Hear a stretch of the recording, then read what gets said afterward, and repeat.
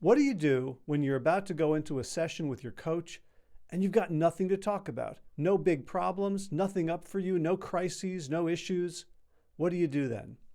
Hey, I'm Howie Jacobson of AskHowie.com, and today I want to talk about how to take advantage of those situations when you don't have a crisis to deal with.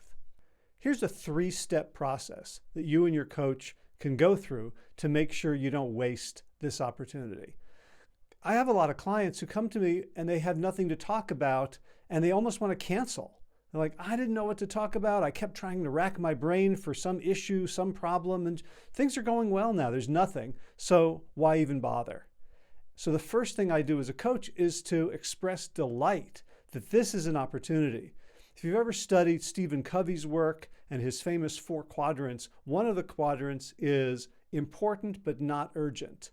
And that's where we want to be putting at least 80% of our time, especially around our own growth and development. And when we're focusing on the other quadrant that's urgent and important, that's all good, but we're not getting to the long-term development stuff. So the first thing is to recognize when you got nothing to talk about, that's a great opportunity.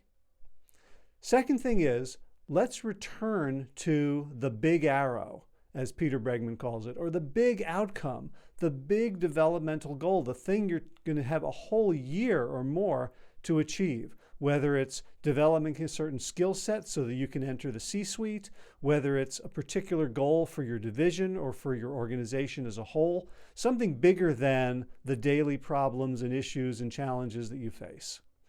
Return to that. And then let's do a gap analysis. Are you there? Is the organization there? Is your division there? Or is there still work to be done? You can look at how far you've gone. A great opportunity for a call when there's nothing on fire is to assess how far you've come, to celebrate, to ask yourself what helped you get there, because all of those questions will reinforce progress. And we don't like to look at good things, right? Because what's the point of that? We just want to look at the problems so we can solve them. But yet looking at what has worked and celebrating it and feeling ourselves having grown into something new is actually a really powerful strategy and a foundation for future growth.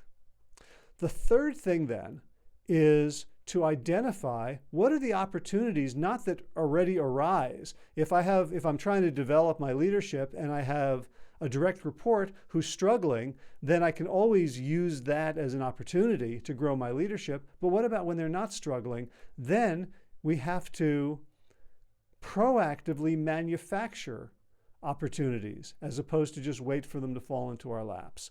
So you can look at, well, here I want to become a better communicator, I want to be a bolder leader, whatever it is. I want to get our division to $100 million this year. Whatever the larger goal is, we then look at what does the next 2 weeks look like? What are the opportunities? Where can I insert myself in a new way? Where can I practice something new that might be a little bit uncomfortable? Where can I take a risk? Where can I learn something new that I can apply? So 3 steps. Recognize that this is an opportunity and be delighted. 2, look at the big arrow, the big outcome that you're going for, and see where there is still room to grow. And 3, look for opportunities to create opportunities to achieve those goals. Have a great day.